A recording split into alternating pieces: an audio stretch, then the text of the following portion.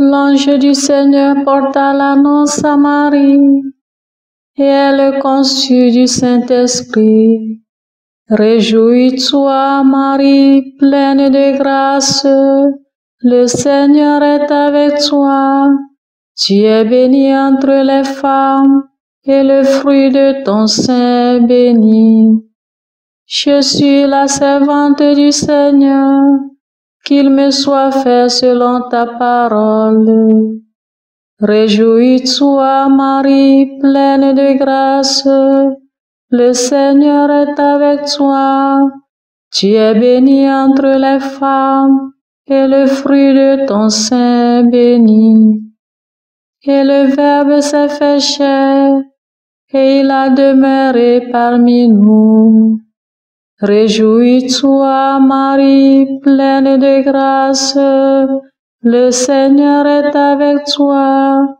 Tu es bénie entre les femmes, et le fruit de ton sein est béni.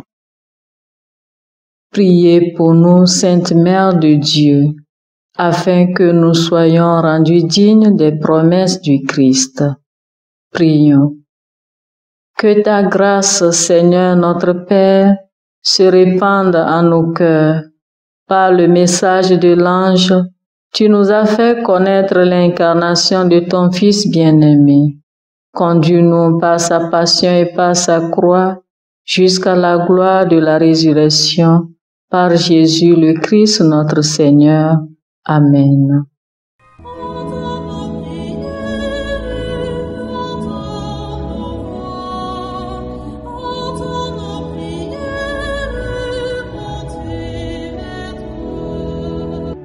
Seigneur, dans le silence de ce jour naissant, je viens te demander la paix, la sagesse, la force. Je veux regarder aujourd'hui le monde avec des yeux tout remplis d'amour, être patient, compréhensif, doux et sage, voir au-delà des apparences tes enfants, comme tu les vois toi-même, et ainsi ne voir que le bien en chacun. Ferme mes oreilles à toute calomnie. Garde ma langue de toute malveillance. Que seules les pensées qui bénissent demeurent en mon esprit. Que je sois si bienveillant et si joyeux, que tous ceux qui m'approchent sentent ta présence. Revêt-moi de ta beauté, Seigneur, pour qu'au long de ce jour, je te révèle. Amen. Écoutons les lectures de ce vendredi, première semaine de Carême, lues par la sœur Sandra Amesitovi et le diacre Justin Dikounou, commenté par le père Victor Aziablé, Société des missionnaires africains. Lecture du livre du prophète Ézéchiel, chapitre 18, versets 21 à 28. Ainsi parle le Seigneur Dieu. Si le méchant se détourne de tous les péchés qu'il a commis, s'il observe tous mes décrets, s'il pratique le droit et la justice, c'est certain, il vivra et ne mourra pas. On ne se souviendra d'aucun des crimes qu'il a commis et vivra à cause de la justice qu'il a pratiquée.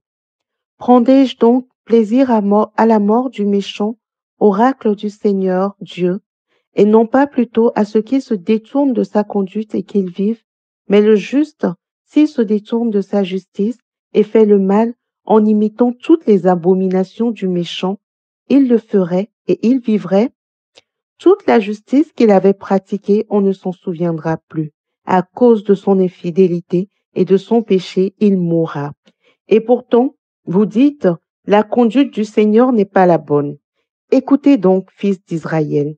Est-ce ma conduite qui n'est pas la bonne? N'est-ce pas plutôt la vôtre? Si le juste se détourne de sa justice, commet le mal et meurt dans cet état, c'est à cause de son mal qu'il mourra. Si le méchant se détourne de sa méchanceté pour pratiquer le droit et la justice, il sauvera sa vie. Il a ouvert les yeux et s'est détourné de ses crimes.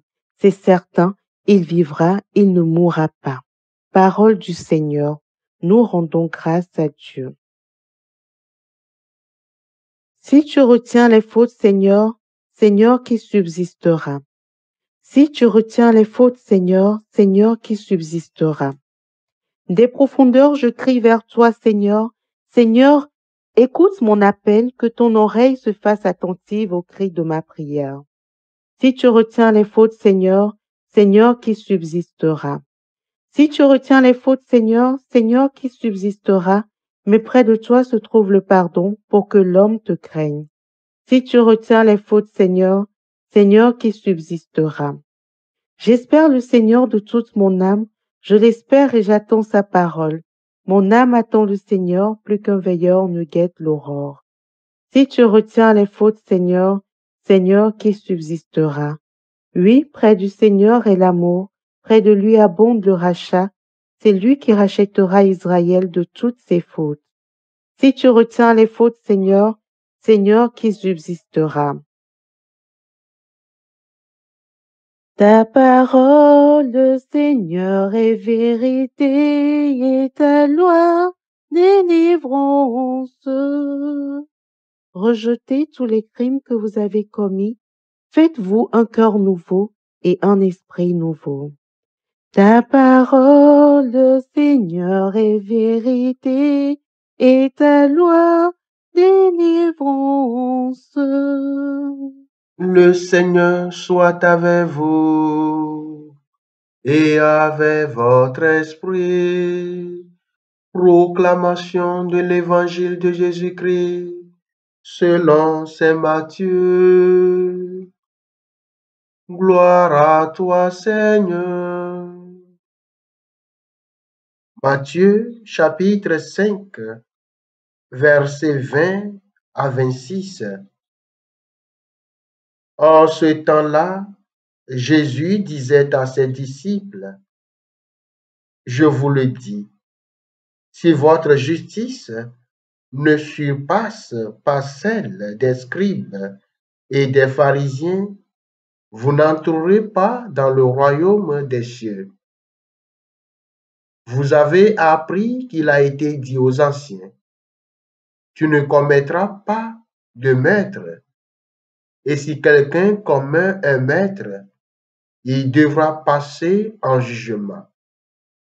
Eh bien, moi je vous dis, tout homme qui se met en colère contre son frère devra passer en jugement. Si quelqu'un insulte son frère, il devra passer devant le tribunal. Si quelqu'un le traite de fou, il sera passible de la géhenne de feu. Donc, lorsque tu vas présenter ton offrande à l'autel, si là, tu te souviens que ton frère a quelque chose contre toi, laisse ton offrande là, devant l'autel. Va d'abord te réconcilier avec ton frère et ensuite viens présenter ton offrande. Mets-toi vite d'accord avec ton adversaire pendant que tu es en chemin avec lui, pour éviter que ton adversaire ne te livre au juge, le juge au garde, et qu'on ne te jette en prison. Amen, je te le dis, tu n'en sortiras pas avant d'avoir payé jusqu'au dernier sou. Acclamons la parole de Dieu. Louange à toi, Seigneur Jésus.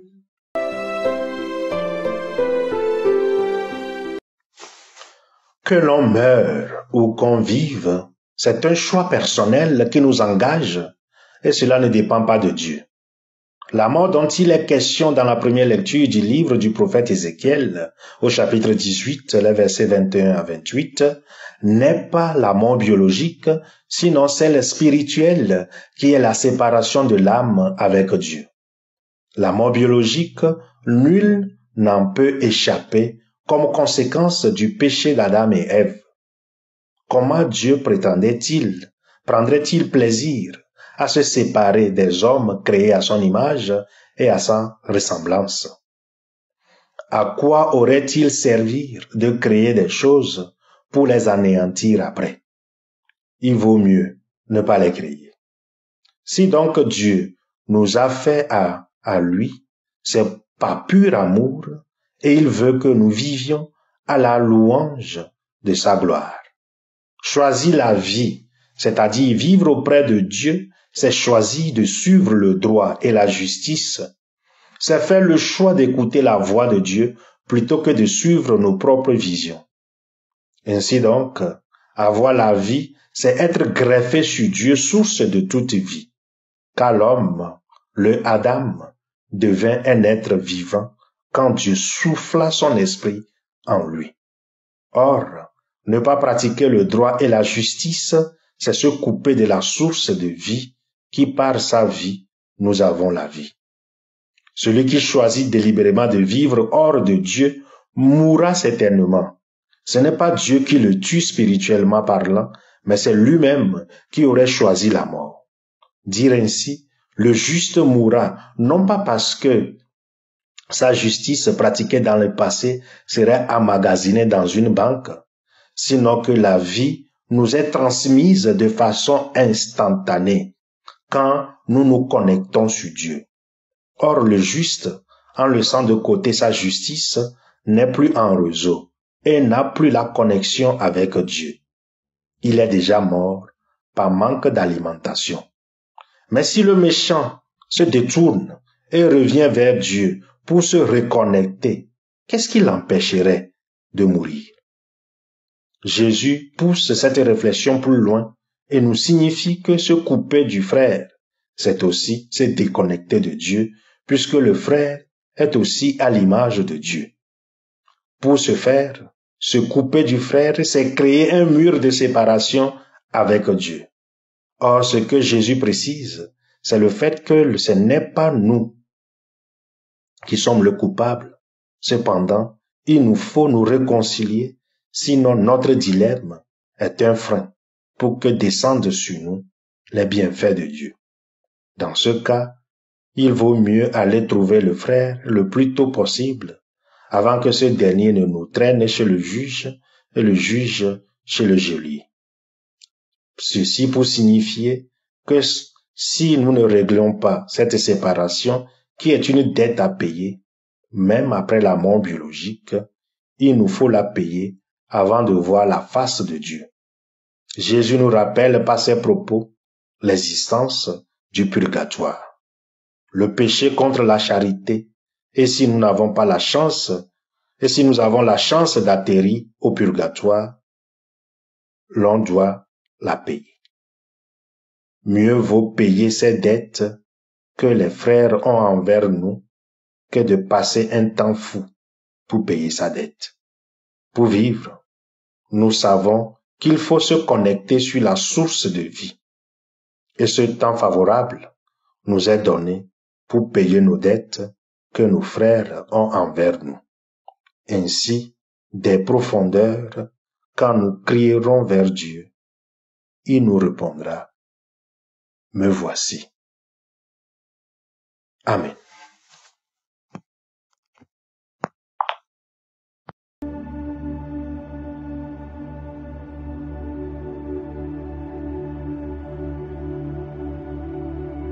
Que le Seigneur Tout-Puissant et Miséricordieux nous bénisse et nous garde, le Père, le Fils et le Saint-Esprit.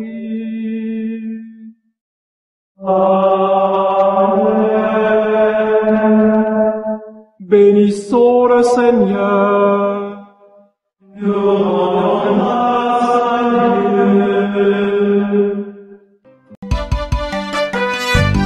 Suivez Suivez désormais sur vos smartphones et ordinateurs toutes les actualités de l'Église catholique en Afrique et dans le monde entier sur SMA Togo TV. Le Samaritain aujourd'hui, on ne l'a pas, mais c'est nous qui sommes les Samaritains. Nous devons suivre l'exemple de Jésus sur cette terre. L'écoute de la parole, l'opportunité d'être en communion avec le Christ. SMA Togo TV est accessible 24 heures sur 24 en direct sur le www.smatogo.tv, YouTube, SMA Togo TV, Facebook, SMA Togo TV. Téléchargez l'application SMA Togo TV dans Play Store.